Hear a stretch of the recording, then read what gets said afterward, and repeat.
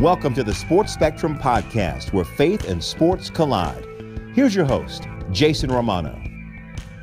Hi, everyone, and welcome to the Sports Spectrum Podcast. I am Jason Romano.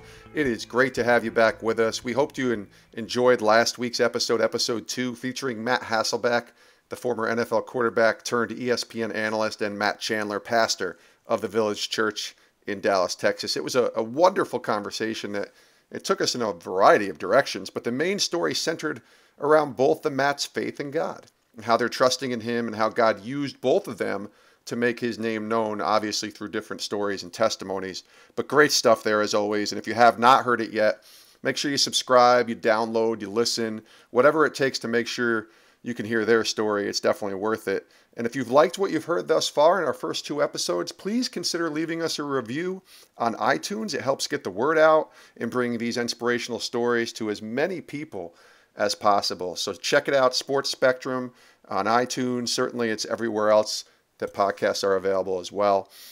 Today's podcast is one, I think you guys are going to like this one. I really do. When I begin to think about who I was going to have on as guests for this podcast, and this has been a couple months process here, this guy went right to the top. He was definitely somebody I wanted to talk to from the very beginning, and we're pleased to bring him to you today. His name is Derwin Gray. He's the pastor of Transformation Church. It's outside of Charlotte, North Carolina. Now, Derwin is also a former NFL defensive back, playing 5 seasons with the Colts and Panthers. He's a husband, a dad. He's authored 2 books, including Limitless Life and The High Definition Leader, both great books. I've read them. I think you'll like getting to know Pastor Derwin Gray and his story. His story of the naked preacher is one you do not want to miss. So here it is, our conversation with former NFL defensive back turned pastor, Derwin Gray. I love your story. Let's go back a little bit. Take us back to your high school and college playing days. And what did football mean to you back then, back in the late 80s and in high school and college? Yeah, so, everybody has a story. That story is somewhat unique to them, but there's always kind of this common thread. So I didn't grow up in a Christian home. I didn't attend church. At 5, my dad was out of my life. My mom was in and out of my life. So my grandparents primarily raised me. And grew up in poverty, grew up in a lot of violence, a lot of dysfunction, but you don't know it's dysfunctional. But at age 13, I was kind of like, okay, I've got to get out of this. I don't know where I'm going, but I ain't staying here. And so football for me was more than just a game. It was more than, okay, I'm going to go play because it's fun. I loved it, but my motivation for loving it was to get out of where I was. And so when there was drama, dysfunction at the house, football is where I went. The only problem was athletically, I wasn't that good. I was a very, very late developer. My junior year in high school, I only started 4 games. And so I'm not like, a 5-star recruit and all this stuff. I was one of those guys that my motivation was to get out of where I was. Football was the means to do it. And I was really fortunate to play for a high school called Converse Judson, right outside of San Antonio. And the coaches were Christian, but I didn't know it because I didn't know what a Christian was. I just knew I wanted to be like them. And, they taught discipline and sacrifice and hard work and strategy and vision. And so the more I bought into it, the better I got as a player.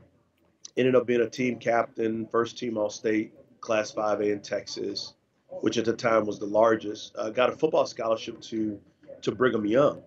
And so the plan was still, hey, I'm going to get education. I'm out of where I was. Then by my sophomore year, I led the conference in interceptions. I'm like, man, okay. People are telling me I got a shot to play in the NFL. Right. And so that only heightened my motivation because like most people, you think that money is the end all be all and it's going to fix everything. And so football for me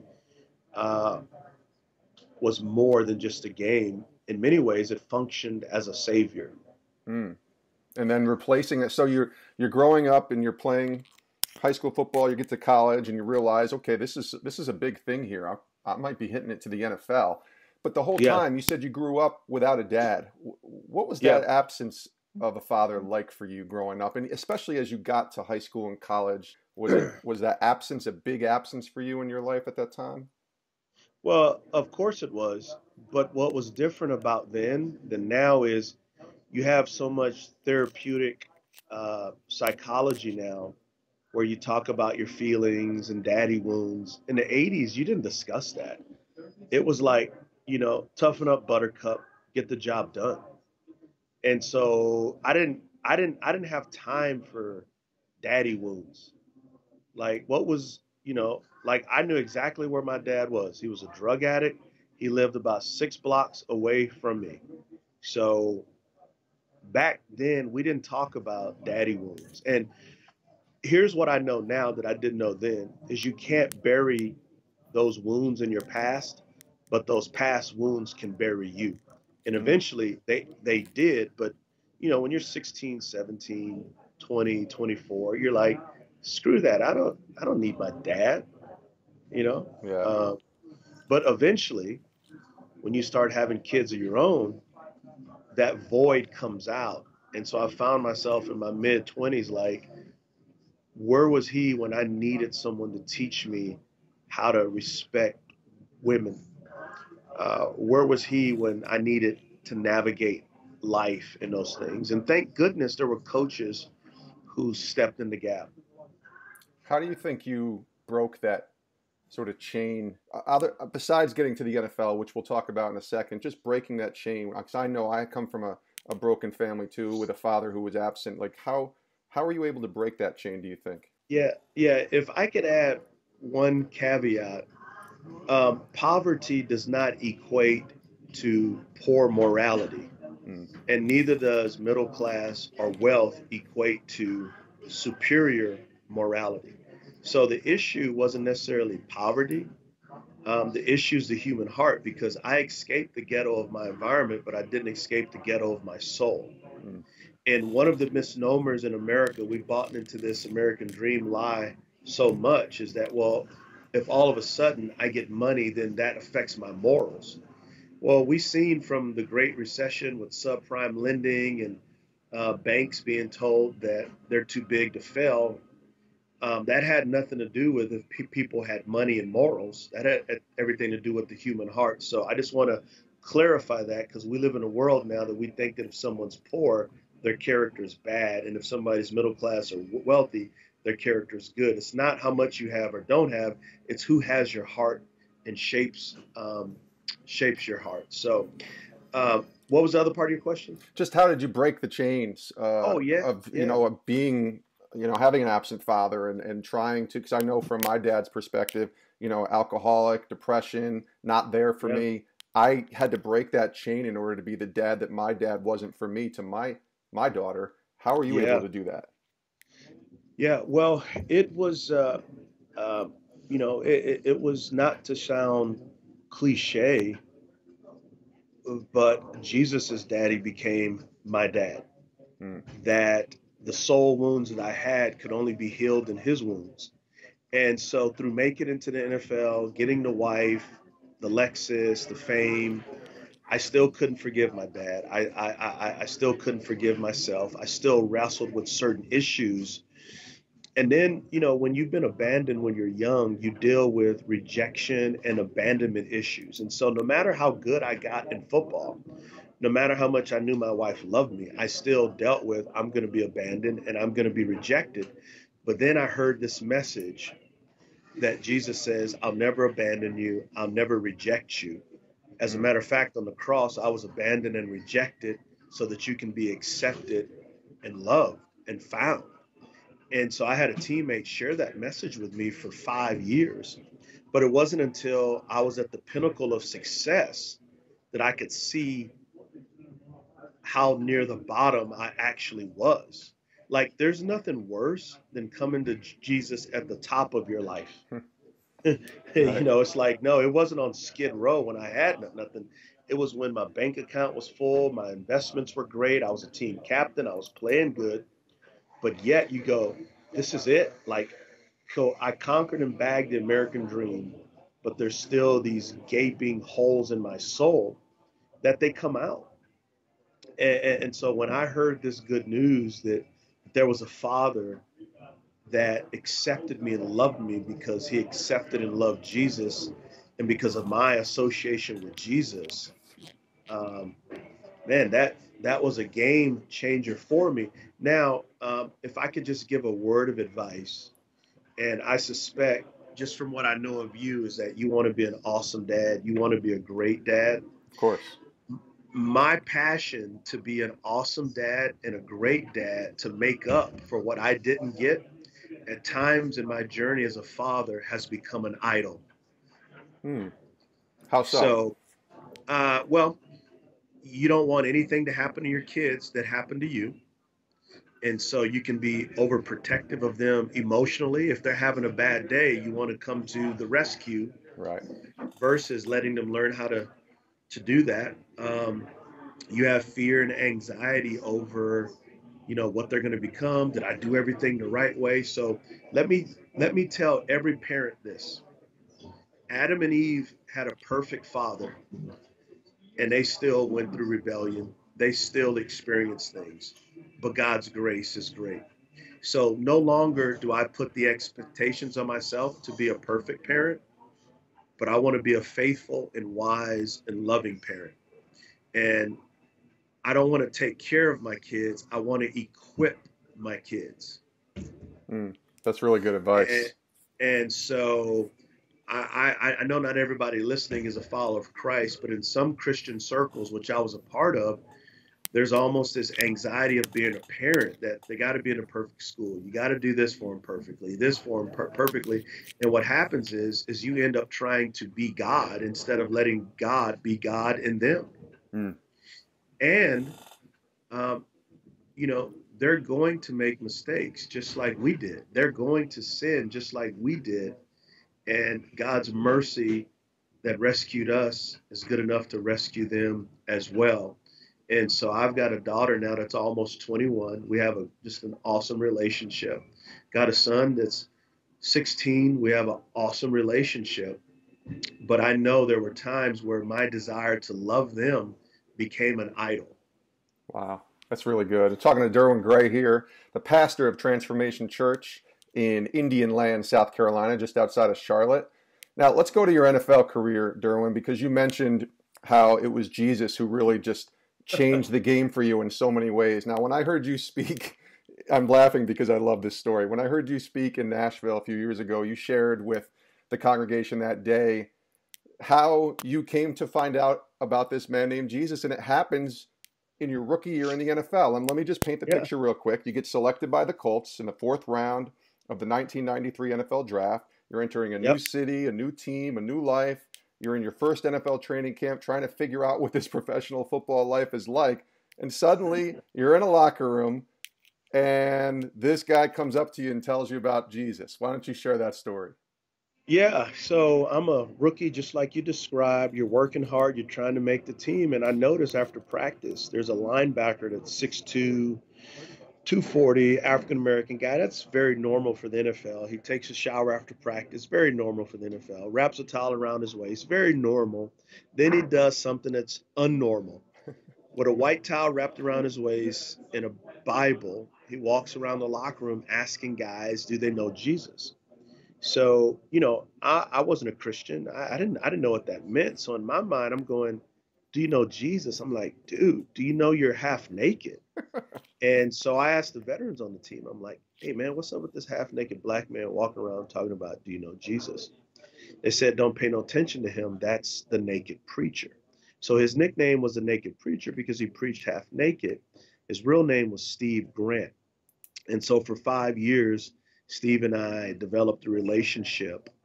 And the thing that I will say most is, yeah, like his antics of half naked with the Bible is cool. But I remember times of him, whenever there was a community project or service, he was always there.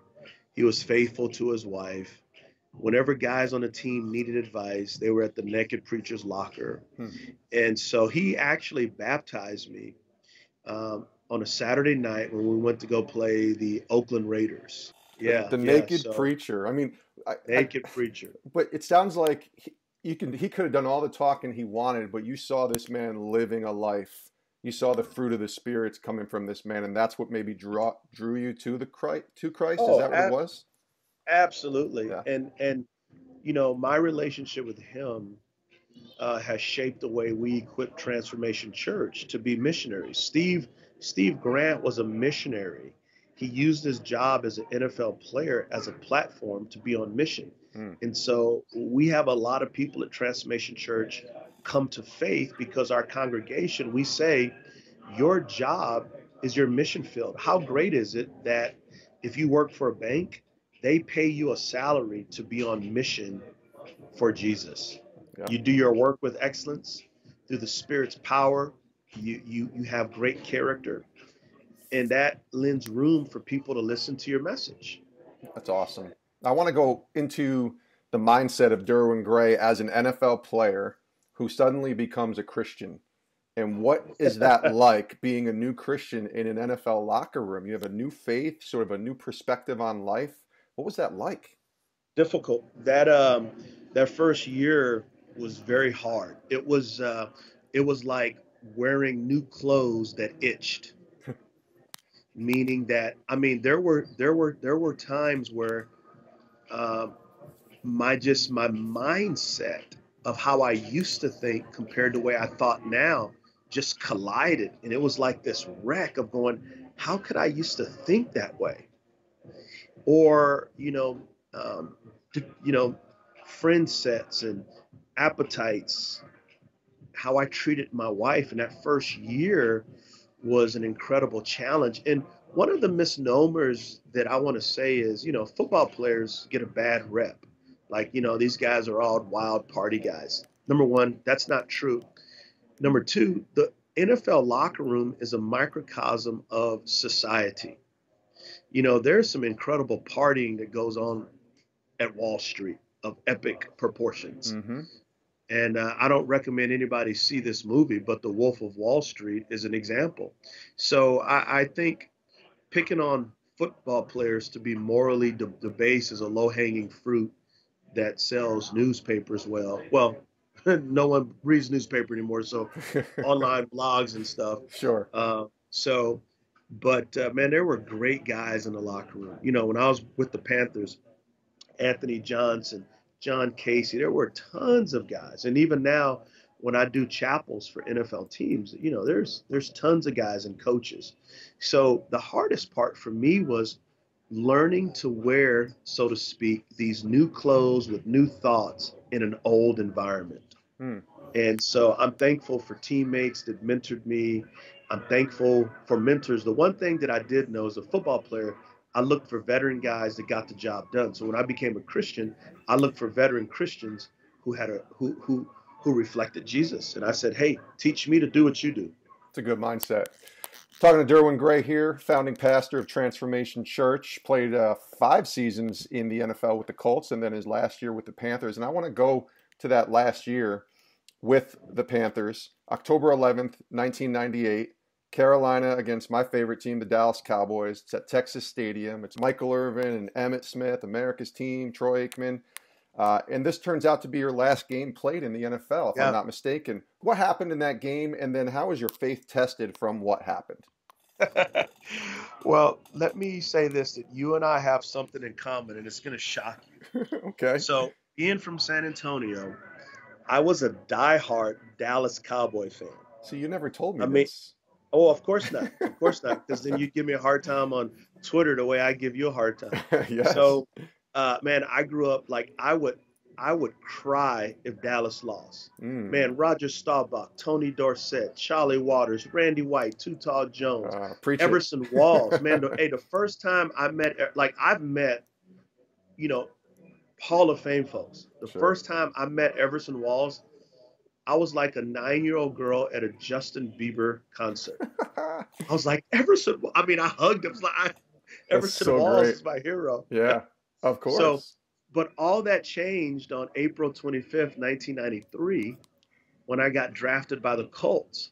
And then my rookie year, we played them, and that was right at the pinnacle of their awesomeness. Jay Novacek, that incredible offensive line, Troy Aikman, Emmett. And I was on the field going, yeah, this can't be my favorite team anymore. They're my peers now. We're playing Dallas. I'm with Carolina. I run downfield like I've done hundreds of times. I engage a blocker, and I had torn my MCL the year before, and so it was still loose. And I planted. He went one way, I went the other way, and I just heard my MCL. I heard it snap and pop, but this time I felt the bone on the outside part of my knee grinding. And man, when I went down, I was like, I'm done. I'm done. Done as in you knew your career was done. Yeah, Wow. because I was just ready to be done. Like I could have rehabbed and maybe came back, and it would have been a long shot, but I was ready to move on. But even though I was done, I remember getting to the locker room. I had been a Christian for like 15 months, and the team chaplain, Mike Bunkley, for the Panthers, prayed over my knee. It was big as a basketball. And I told God, I said, God, I'm mad at you and I'm not going to pray for a day. And the image that I get from that moment is like a little child throwing a temper tantrum, and your dad picks you up and says, son, you may not see it now, but you're going to be okay. And the rest of that year, Jason, they put me on injured reserve. So basically, I got paid almost $500,000 that year to read the Bible all day. Sounds like a good deal. Yeah, I rehabbed and read the Bible all day. And then when I read the Bible all day, I started just sharing my faith with the other guys in the locker room.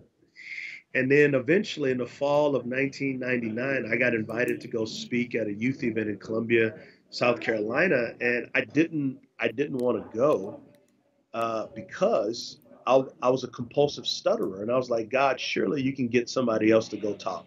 I'll fund it. I'll go cheer them on, but don't send me. I'm going to make a mess of it because I'm a compulsive stutterer. And the impression that I got, I didn't hear a voice, but the impression I got was this: son, if I can raise my son from the dead, I can raise your son. I can raise your tongue to talk. Wow. You go, trust me, and watch what I do. And that's where it started. That's where your ministry starts, right? That's where it started. Wow.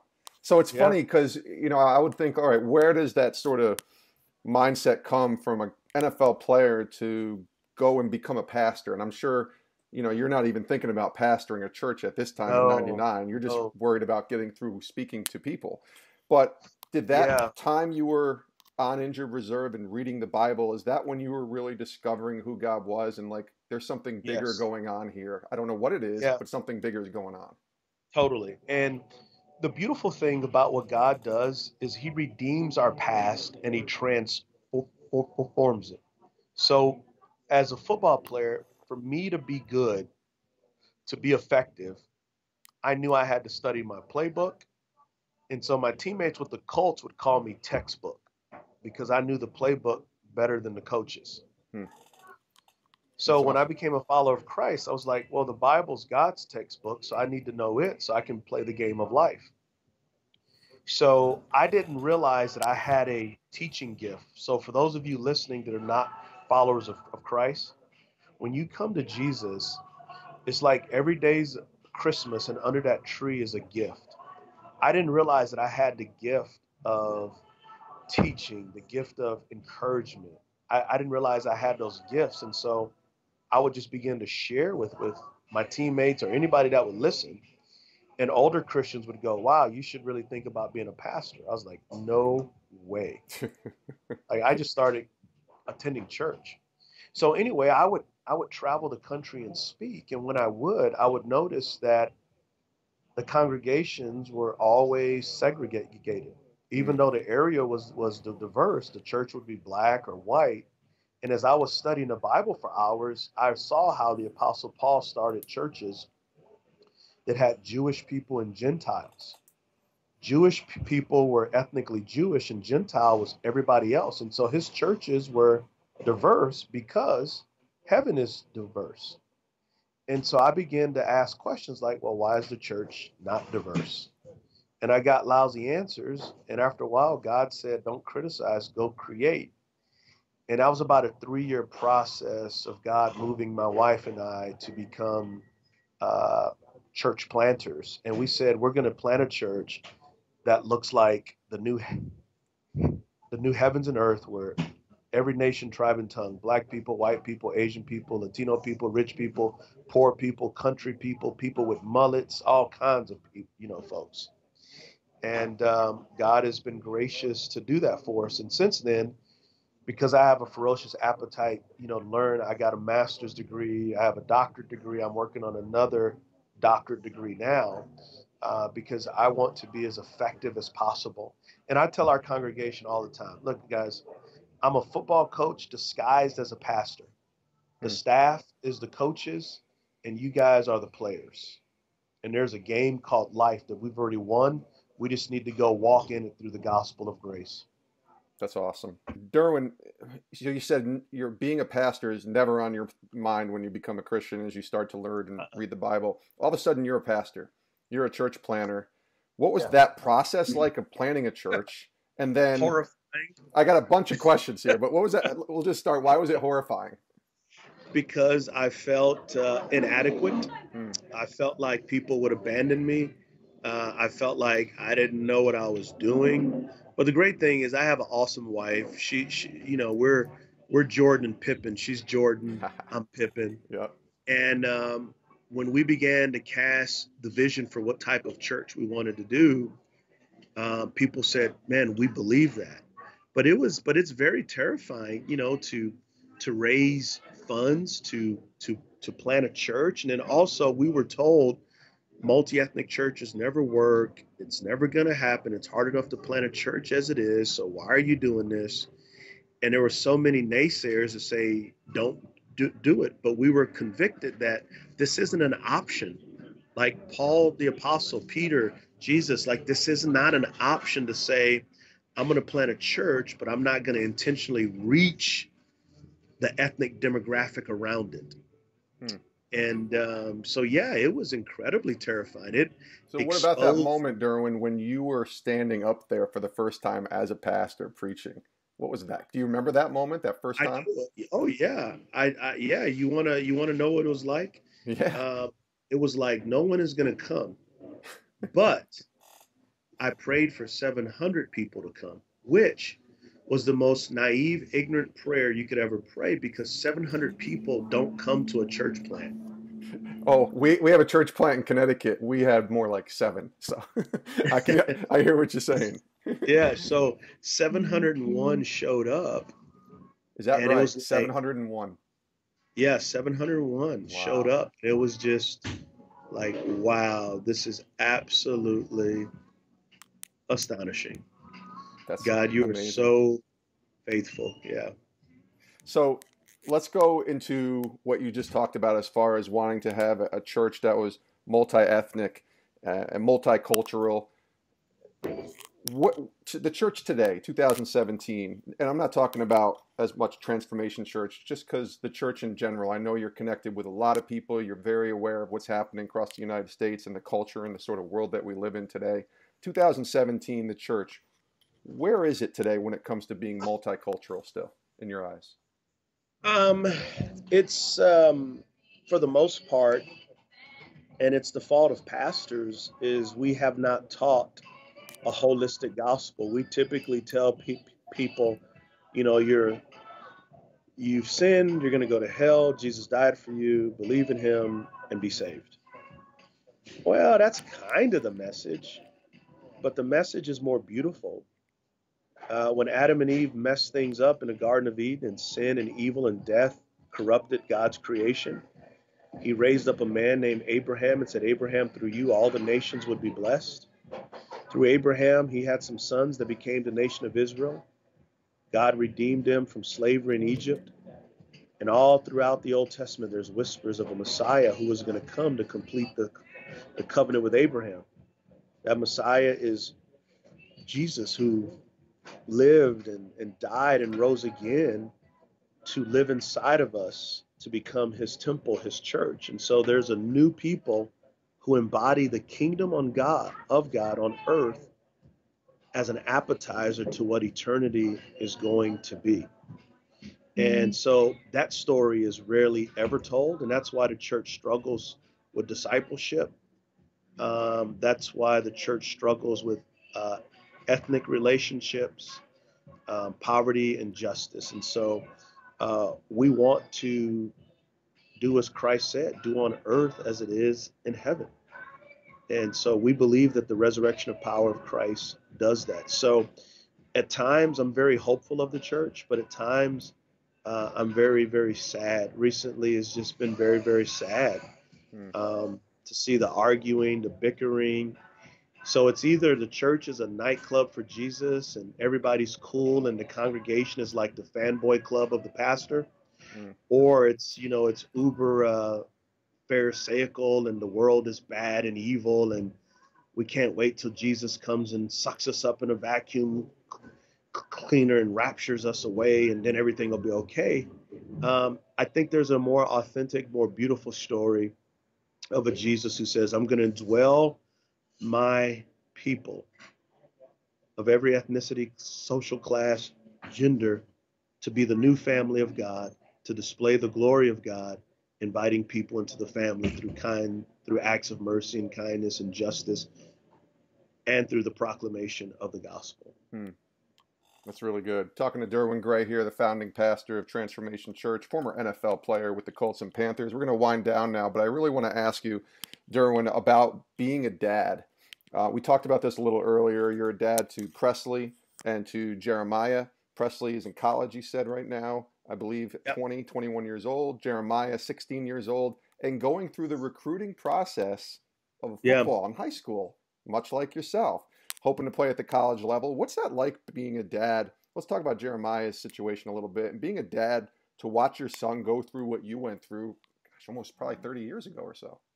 Yeah, well, his recruitment is much different than mine. So when I was a sophomore in high school, I was 5'8", 145. He's a sophomore in high school, and he's 6'1", 195, with 10 and a quarter hands, 33-inch arms, with a 35-inch vertical leap, and runs a 4.6, and he power cleans 225 pounds. So he and I are not even in the same galaxy. He's a stud. Okay, so he's 2.5 inches taller than me now. Wow. So he got his first scholarship offer from BYU as a freshman. I got my first offer about a month before signing date. It's a different process. Yeah, it's a much, much different process. And he is much more advanced than me, not only athletically, but mentally, socially. His passion for working out and also for learning the game is much more advanced. And I think I've helped him with that. But his mom was a Division I athlete as well. And so, so it's fun walking him through this process and having values that it's not about winning national championships. That's awesome. But when you've played in the NFL, it's about being in a locker room and in a culture where you are encouraged to get real degrees so you can get a real job when you're done playing. And so for us, it's not being enthralled with what's the biggest school with the most national championships, because not everybody goes pro. Everybody's going to go pro in something other than the NFL. And even if you do play in the NFL, what are you going to do after that? So for us, education is number one, culture is number two, and number three is where can you get a chance to play? Because I went to BYU, and there were a lot of guys in Texas who were more highly recruited than me, but they never played. So from my sophomore year on, I played, I got drafted, and they watching me on TV. So they may have signed with Alabama or whoever was the team. I signed with a mid-tier school and had a great career in the NFL career. But even more than being a great athlete his character's greater. He makes me want to be a better man. That's awesome. That means you've done a good job yourself, Derwin, as a dad, for sure. Let's talk about being a dad to a daughter versus son and the differences. I have one child. It's Sarah. Yeah. She's a girl. She's 12 and a half, almost 13 years old at the time of this taping. What am I in store for, my friend? What am I in store for here? Well, it's like with girls, you want to be more protective. And if I can tell you one thing is, don't joke like, well, when you bring a boy home, I'm going to have my gun and a Bible. Like, they take that seriously. So don't do that joke.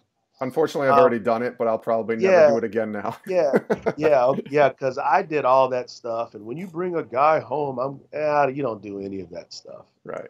So, what I would say is realizing that every child has their own story. And what they need from you most is they need mercy. They need discipline where you keep a cool head.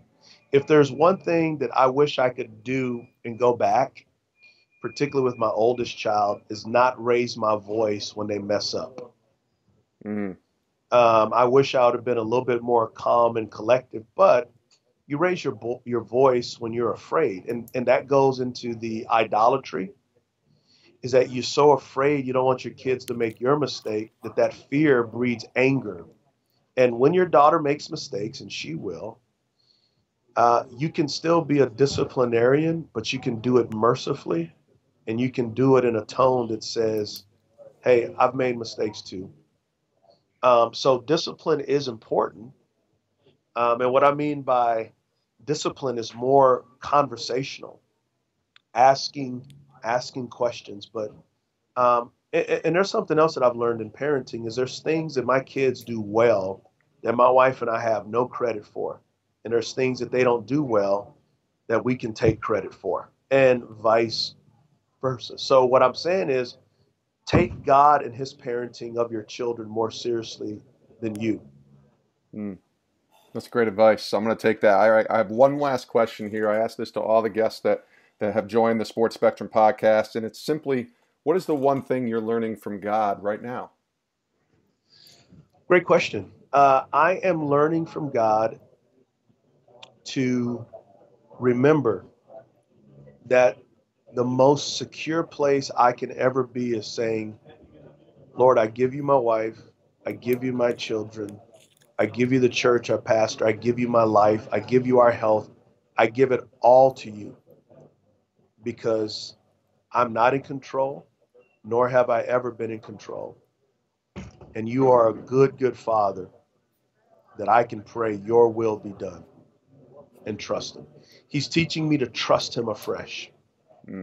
It's really good. This has been awesome. Derwin Gray, the founding pastor, Transformation Church outside of Charlotte, North Carolina. NFL player with the Colts 1993-97 and the Panthers in 1998. Derwin, this has been great. Thanks so much for coming on. I really do appreciate it. Appreciate it, my friend. Thank you so much. Thanks, man. Take care and have great success with your new calling.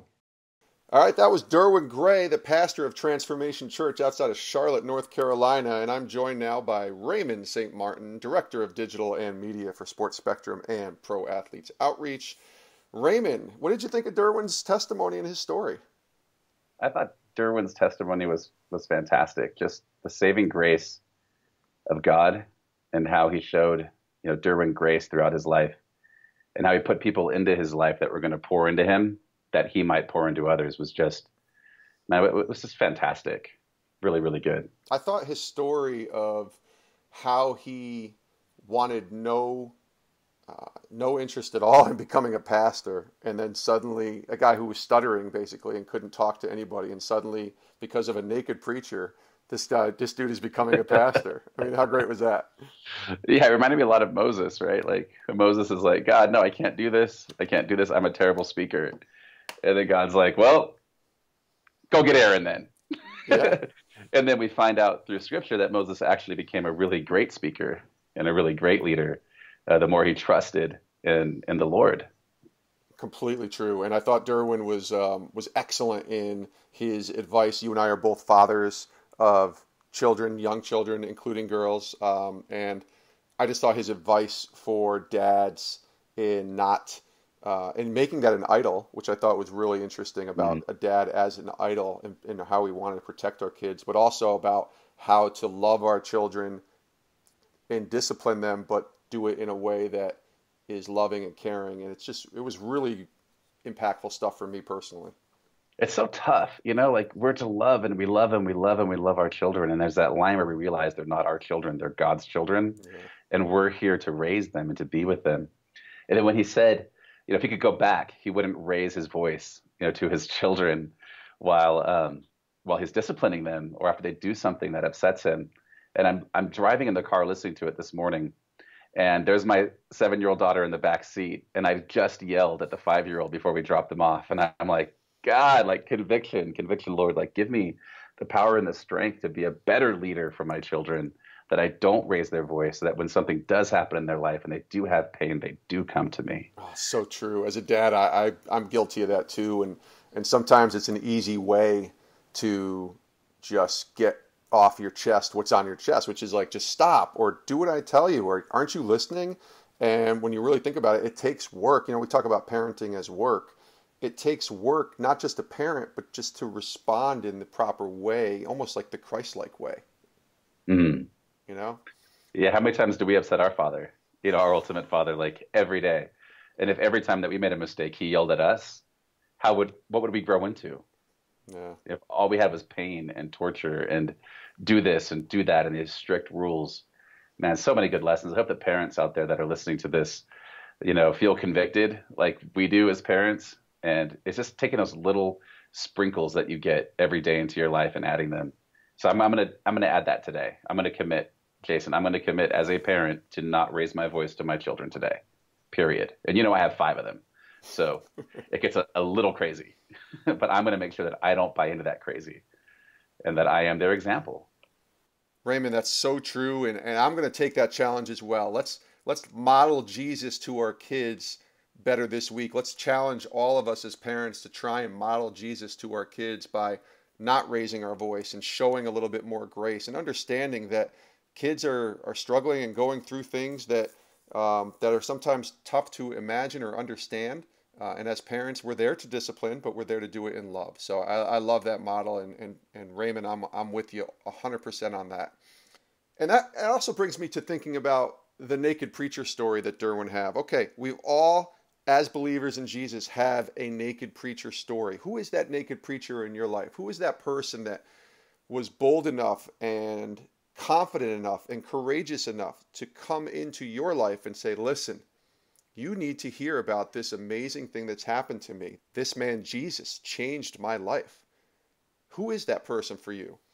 And maybe you're that person, and you know someone that needs to hear what Derwin Gray needed to hear that day from the naked preacher. So I'm going to challenge you this week to think about somebody in your life that you need to be that naked preacher to and tell them about Jesus.